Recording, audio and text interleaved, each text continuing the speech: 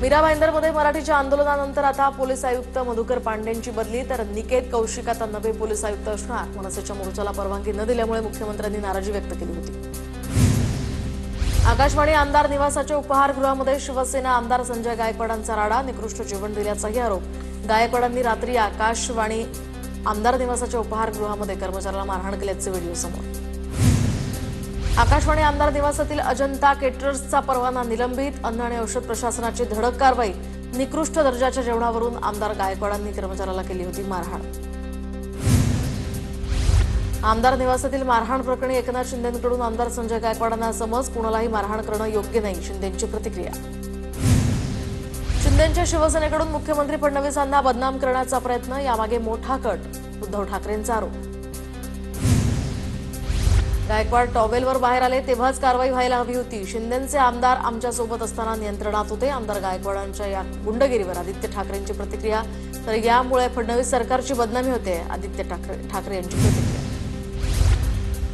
आदित्य ठाकरेंना महाराष्ट्रातील परिस्थिती माहीत नसते, उथळ पाण्याला खळखळाट फार, असं म्हणत दीपक केसरकरांची आदित्य ठाकरेंवर टीका। तर मी कॉन्ट्रॅक्टरकडून 1 रुपया जरी घेतला असेल तर ते दाखवा, केसरकरांचा आदित्य ठाकरेंना आव्हान।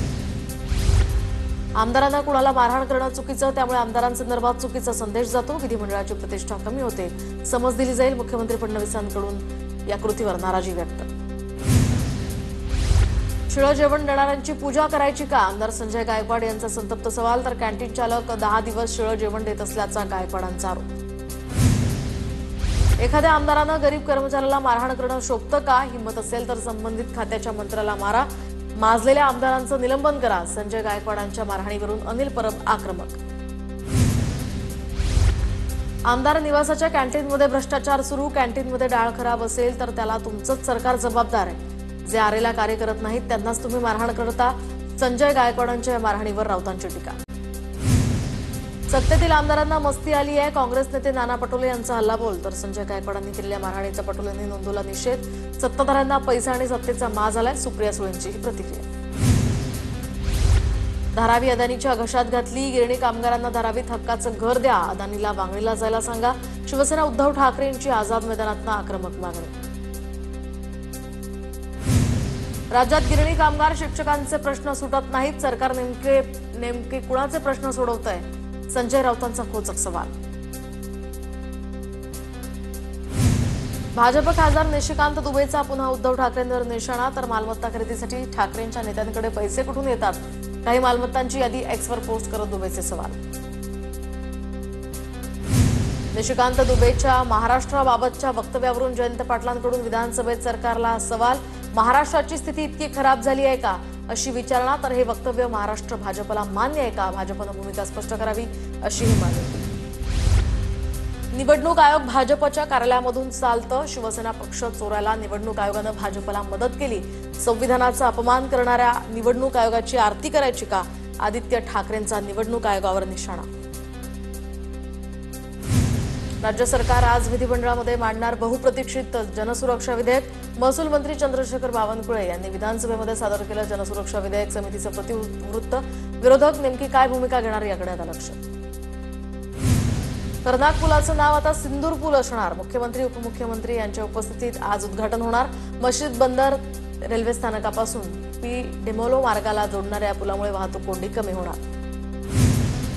एकनाथ शिंदेंकडून ठाकरेंच्या शिवसेनेचे आमदार सुनील प्रभू यांची भेट, सुनील प्रभूंच्या वडिलांचं काही दिवसांपूर्वी निधन झाल्यानंतर शिंदेंनी त्यांच्या निवासस्थानी जात सांत्वनपर भेट घेतली।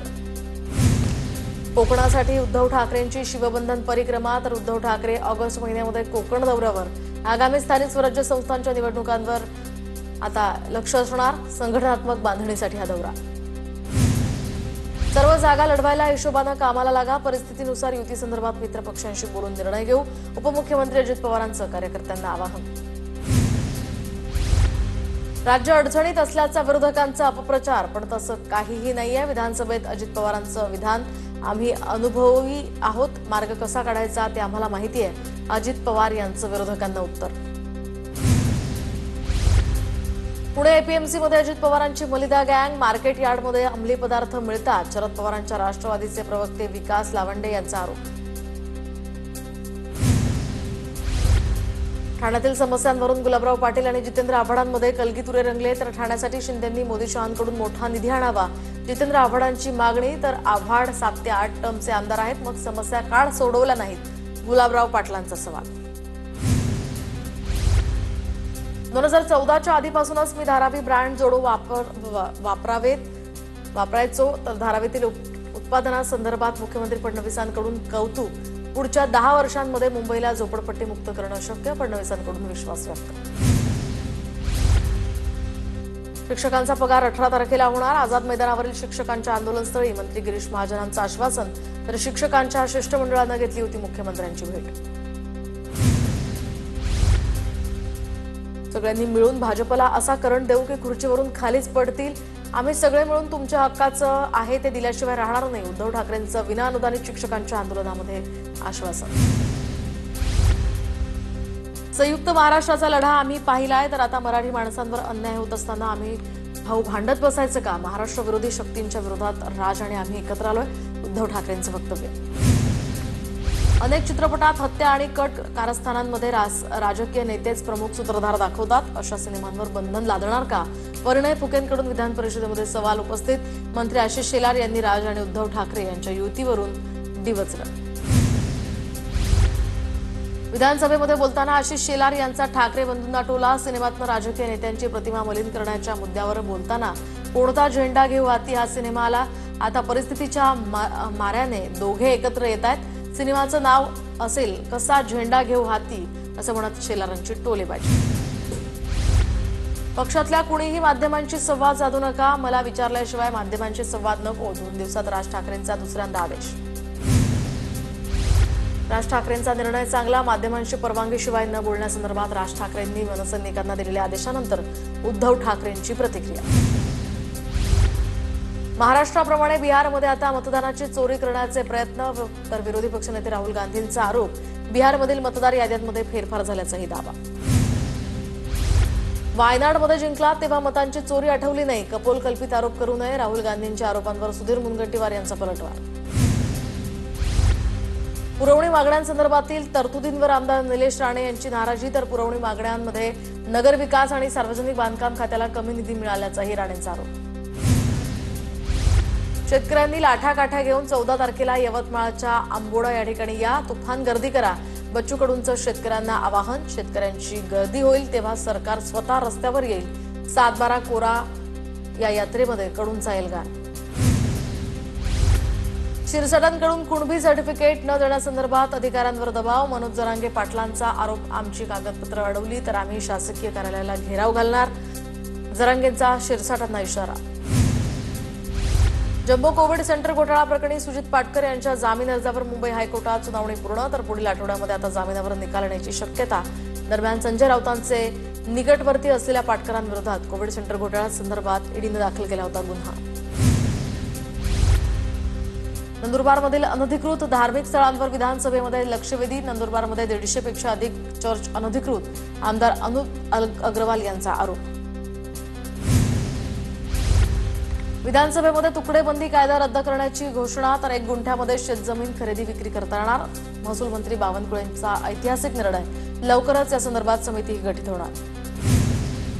बीड जिल्ह्यातील ऊसतोड महिलांच्या गर्भपिशवी काढण्याचा विषय विधान परिषदेसमोर. महिला स्वेच्छेने शस्त्रक्रिया करताय की त्यांना कुणीतरी बळजबरी करताय? मनीषा कायंदेंकडून मुद्दा उपस्थित. मराठवाडा विद्यापीठाच्या उपकुलसचिव हेमलता ठाकरेंचा आत्महत्येचा प्रयत्न. हेमलता बेशुद्ध अवस्थेत खोलीत आढळल्या. जास्त प्रमाणात झोपेच्या गोळ्या खाऊन आत्महत्येचा प्रयत्न. दरम्यान सुसाईड नोटमध्ये कुलगुरू विजय फुलारी आणि कुलसचिव प्रशांत अमृतकर यांच्यावर गंभीर आरोप. 75ची शाल अंगावर पडते त्याचा अर्थ आता थांबावासा असतो. मोहन भागवतांच्या वक्तव्याने चर्चेला उधाण. एका पुस्तक प्रदर्शनाच्या कार्यक्रमात मोहन भागवतांचं वक्तव्य. सासू ख्रिश्चन, नवरा ब्राह्मण, बाप मराठा आणि आई दुसरीच असं कॉकटेल घर. भाजप आमदार पडळकरांची नाव न घेता पवार कुटुंबियांवर गलिच्छ भाषेत टीका. पडळकर कुणाचा बाप नवरा आई काढण्यापेक्षा तुम्हीच एक बाप ठरवा. आरपीआयच्या सचिन खरात यांनी गोपीचंद पडळकरांवर केली टीका. गोपीचंद पडळकरांनी नाव न घेता पवार कुटुंबावर खालच्या भाषेत टीका केली होती. विधानसभा विजयापासून आमदार तानाजी सावंत मतदारसंघातून लापता. दरम्यान निकालानंतर एकदाही मतदारसंघात न फिरकल्याची माहिती. भूमपरांड्याचा कारभार पुतण्या धनंजय सावंतांकडे सोपवल्याची सुद्धा चर्चा. जनतेची कामं करायची नसतील तर तानाजी सावंतांनी आमदारकीचाही राजीनामा द्यावा. माजी आमदार राहुल मोठे यांची मागणी. तानाजी सावंत यांना उद्योगधंद्यासाठी संरक्षण हवंय म्हणून आमदारकी हवी होती, मोठे यांचा आरोप. जितेंद्र आव्हाडांची पक्षाच्या मुख्य राष्ट्रीय प्रवक्तेपदी नियुक्ती. राष्ट्रीय कार्याध्यक्ष सुप्रिया सुळेंच्या मान्यतेनं आव्हाडांची निवड. तर आव्हाड आता शरद पवारांच्या राष्ट्रवादीचे मुख्य राष्ट्रीय प्रवक्ते. बच्चू कडूंची सातबारा कोरा यात्रा सुरूच. यवतमाळ जिल्ह्यातल्या मानली या आंबा गावामध्ये भर पावसात यात्रा. शेतकरी कर्जमाफीसाठी बच्चू कडूंचं आंदोलन. बच्चू कडूंचं मुख्यमंत्री देवेंद्र फडणवीसांना पत्र. तर एमपीएससीच्या विद्यार्थ्यांच्या प्रश्नांसंदर्भात बैठक घेण्याची बच्चू कडूंची मागणी. आमदार सुरेश धस यांच्या मुलाच्या चारचाकीकडून दुचाकीला धडक. अपघातामध्ये दुचाकीस्वार नितीन शेळकेंचा मृत्यू. घरातील कर्ता पुरुष गेल्यामुळे शेळके कुटुंबावर दुःखाचा डोंगर. अनेक चित्रपटांमध्ये खून आणि कट कारस्थानांमध्ये राजकीय नेतेच प्रमुख सूत्रधार दाखवतात. अशा सिनेमांवर बंधन लादणार का? भाजप आमदार प्रणय फुके यांची विधान परिषदेत मागणी. समाज भावना दुखावल्यास नक्कीच दखल घेतली जाईल, सांस्कृतिक मंत्री आशिष शेलार यांचं उत्तर. सांगलीतील काँग्रेसचे मोहन वानखेडे यांचा शिंदेंच्या सेनेत प्रवेश. उदय सामंतांच्या उपस्थितीत त्यांच्या पत्नी अनिता वानखेडेंसह 8 माजी नगरसेवकांचा पक्षप्रवेश. मुंबईमध्ये संयुक्त फेरीवाला संघटना असोसिएशनकडून 12 जुलैपर्यंत बेमुदत बंदची हाक. दरम्यान येत्या 15 जुलैला मंत्रालयावर मोर्चा काढण्याचाही इशारा. मुंबई काँग्रेसकडून महापालिका निवडणुकीची तयारी सुरू. घरोघरी काँग्रेसची विचारधारा पोहोचवा. खासदार वर्षा गायकवाड यांचं पदाधिकाऱ्यांना आवाहन. होमिओपॅथी डॉक्टरांना मॉडर्न मेडिसिन्सची आता परवानगी. होमिओपॅथी डॉक्टरांना 1 वर्षाचा कोर्स करून एमएमसी नोंदणी करता येणार. तर होमिओपॅथी डॉक्टरांवरील निर्णयाला ॲलोपॅथी डॉक्टरांचा मात्र विरोध. शहापूरमधल्या RS दमानिया शाळेवर पालकांचे गंभीर आरोप. स्वच्छतागृहामध्ये मासिक पाळीचं रक्त सांडल्यामुळे 6वी ते 10वीच्या सर्व मुलींची कपडे काढून शिक्षकांनी केली तपासणी. दरम्यान मुलींच्या फिंगरप्रिंट्स सुद्धा घेतल्याचा आरोप. या प्रकाराने मुली भयभीत. ठाण्याच्या शहापूरमधल्या RS दमानिया शाळेतल्या प्रकाराची चित्रा वाघ यांनी घेतली दखल. मुख्याध्यापिका, 2 ट्रस्टींसह 4 शिक्षिका आणि शिपायांवर पोक्सो कायद्याअंतर्गत गुन्हा. मासिक पाळीचं रक्त सांडल्यामुळे शाळेतल्या विद्यार्थिनींची केली होती तपासणी. सांगलीमध्ये 10वीत शिकणाऱ्या अल्पवयीन मुलीवर लैंगिक अत्याचार. घटनेनंतर पीडितेची राहत्या घरी गळफास घेऊन आत्महत्या. 4 विरोधात गुन्हा दाखल. पोलिसांकडून आता 2 अटक.